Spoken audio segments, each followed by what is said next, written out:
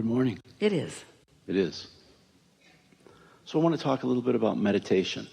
So if we can be, do, or have everything that we want to get ahead of it, how can I use that to help breathe away resistance or eliminate the things that are maybe holding me back? Because when you meditate, you quiet your mind, and when you quiet your mind, you stop thought, and when you stop thought, you stop resistant thought, and when you stop resistant thought, you have access to what's in your vortex. So how can I carry that on through the day and not just for that 15 minutes? Well, maybe you can't, but you don't worry about that, because that is resistant thought. Next. Just catch a snatch of it here and a snatch of it there and a snatch of it there. Just do your best. Just tilt the scale just a little bit, and it won't take long, because you see, right now to you it just sounds like someone excited about something who seems like they know what they're talking about. But when you take the time to meditate or to make lists of positive aspects, and you are certain, or you feel pretty good that you are resistant free, and then an idea bubbles up or roars up from your vortex, and you follow through with it, and you receive the immediate reward of feeling great. That's the first thing that will happen. A moment of clarity, or a moment of insight, or a moment of euphoria, or a moment of interest. Doesn't matter what label you give it, it feels really good to you. And then another, and then another. We're not asking you to expect it to bubble up and manifest. We're asking you to allow it to bubble up and feel it, and acknowledge that you feel it, and milk it as long as you can, and see what else it turns to before your practical mind gets involved and you start introducing resistance into the equation. That's the game you want to play. How long can I go resistant free? But even when you play that game, now you make it resistant right from the get-go, because you're trying to be perfect. You don't have to be perfect. You don't have to only think pure positive thoughts. Your contrast served you. That's how all the ingredients got into your vortex. And your inner being knows what that all adds up to. The lifetimes of glorious experience that adds up to. We called this gathering for a while the science of deliberate creation, but you were too heavy on the thinking part. And then we began calling it the art of allowing, the art of receiving, the art of every now and again getting into the receiving mode so that you can receive an impulse about something. Don't you have experiences that you could tell one another about how you cared about something? Maybe something caused you to worry about it, and you cared about it, and then you were carefree, or maybe you don't even remember that part, but you turned a corner and there it was, and it just felt like it came out of nowhere. And we want you to know that things are ready to come out of what you think is nowhere all the time. Great ideas are ready to come out of what you want to call nowhere, because they're not coming out of the tangible piles that you've been gathering. They're coming out of the intangible, non-resistant, well-stocked kitchen, stocked by only the ingredients that you want. And so it's about getting into the receptive mode is everything. But in order for you to know how important it is and feel the power of it, first you have to accept that your life has been serving you, and that you've put many decisions and requests and goals and hopes and dreams there, and that they are ready for you. When we say, you said it back to us, you can be or do or have anything that you desire, and you've been putting it into your vortex in bits and pieces, but you don't have the ability to look into it and see everything that is what you want to call potential. We want to call it a done deal. And your inner being will inspire you according to your path of least resistance. Let's say that you have something that you really want, but you are really thinking in opposition of it. And your inner being knows that you want it and knows where you stand vibrationally. Your inner being will offer you impulses that will guide you around your resistant thought. You did that with your children when they were little. Do you remember? When you knew that there was that thing that they always wanted to do in that store, do you remember you never took them down that aisle?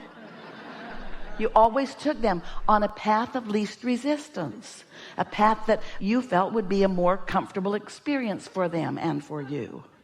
And so it's the same sort of thing. Your inner being knows. Do you meditate? Do you? Do you quiet your mind? And have you heard from us here today? Do you have a sort of renewed interest in the power of that quieted mind? We'll talk more about meditation if you want to. You want to? What do you want? I do.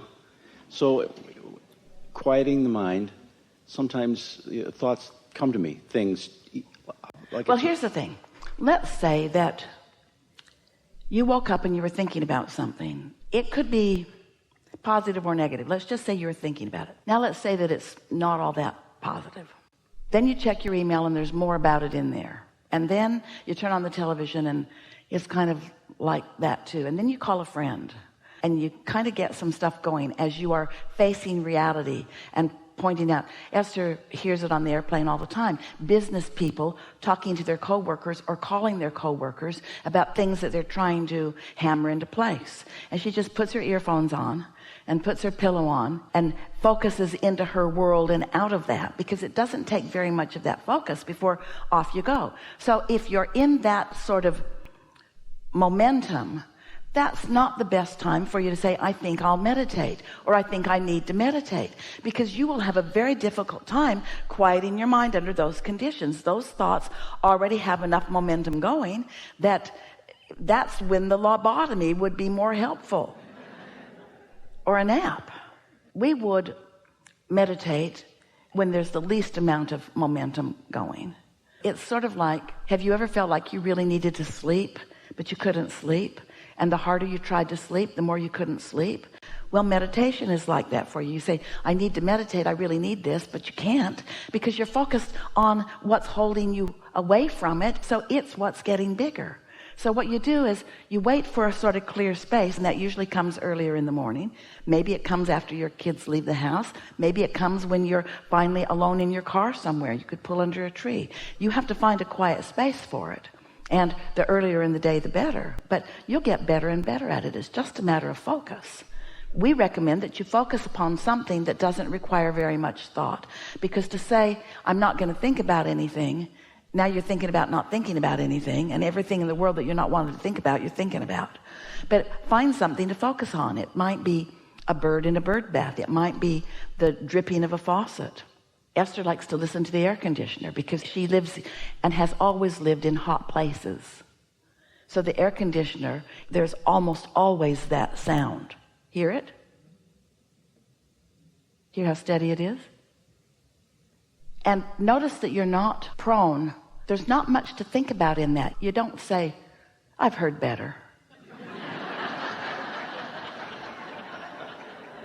It's just a sound, and it's not testing you in any way.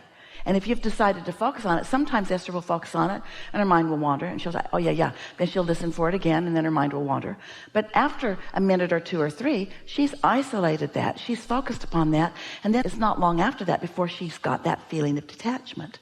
And do you know, you could meditate for 15 or 20 minutes. That's as long as we would encourage for any one setting, once a day. You could meditate for 15 or 20 minutes, and you might only catch that feeling of detachment the last minute or two or three. That's enough. That's enough. Just quiet your mind and allow yourself access to what your inner being knows. What my inner being knows about what? What your inner being knows about all the things you want and what you are most likely to receive a thought about now. Sometimes, if you are in an urgent situation where you're about to take a step or turn into traffic or do something that is critical to your experience, when it's a strong intention like living longer, sometimes even in resistance, your inner being can offer you an impulse, and you will do something that you didn't even know you could do. Have you had those experiences? I handled my car better than I've ever handled it. I just can't even believe what happened.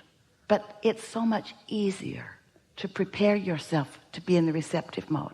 It's so much more fun. You have so much more control. So did we answer your question about meditation? Just one other question. Does Esther receive lists? That's the way I'd say it. But during meditation, do things come to her to do this? Get an impulse to do that, or write this down, or if you're there, you're not really detached. Esther knows how to get into that receptive mode, like right here and now. She's in the receptive mode. So she's quieted her mind. She's allowed her vibration to rise to the frequency of us. So she's vibrationally compatible with us. And every intent we have, she's translating. And so you might say that. We don't offer her lists of things to do. She's the list maker. We're usually wanting to inspire her not to feel the trauma of the list. The list overwhelms. The list is all about action. The list is about puny, paltry, mediocre creation. That's not what we teach. You're not ever going to get a list from us. What you will get from us is a feeling of invincibility. What you'll get from us is an idea that just feels good. What you'll get from us is a feeling of empowerment. But you see, until you actually get detached a few times through meditation, or however you do it, appreciation does it too, and then actually feel an impulse occur to you. And the thing is, you want them to be writing on the wall, burning bushes, change the world kind of impulses. Go here, dial 4876922, and whoever answers, get their address and go right over there and look in their left-hand pocket and pull out their lottery ticket and run away with it because it's a winner. That isn't the kind of impulses that you're getting.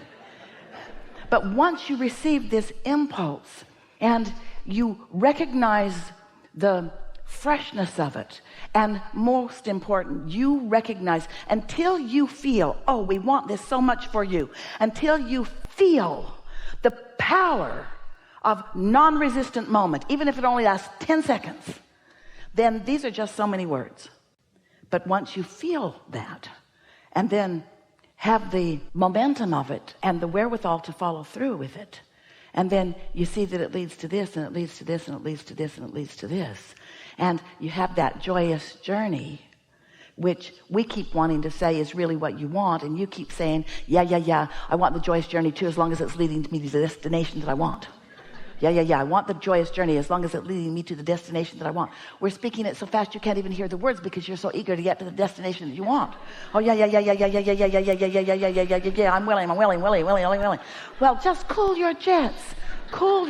Just relax and enjoy the freshness, enjoy the clarity. Clarity is power. Can't you feel that in yourself? Don't you know, even in your own house, you get up, you have things to do, maybe you're going to get on a trip. Have you ever just run around in circles? And it's a miracle that you even made the plane. Haven't you had a day like that? And haven't you also had a day when you're usually by yourself when you have this kind of day, but where everything just falls into place? The traffic parts for you, everyone's nice to you, you have extra time, you just feel good about where you are. We want your lives to be calm and clear. We want them to be sure and full of all of these good feelings. And this is what this powerful receiving is about. Letting yourself receive, letting yourself be the vibrational equivalent of your inner being, where all of your power is. And now we're just going to tell you something. We love you so much.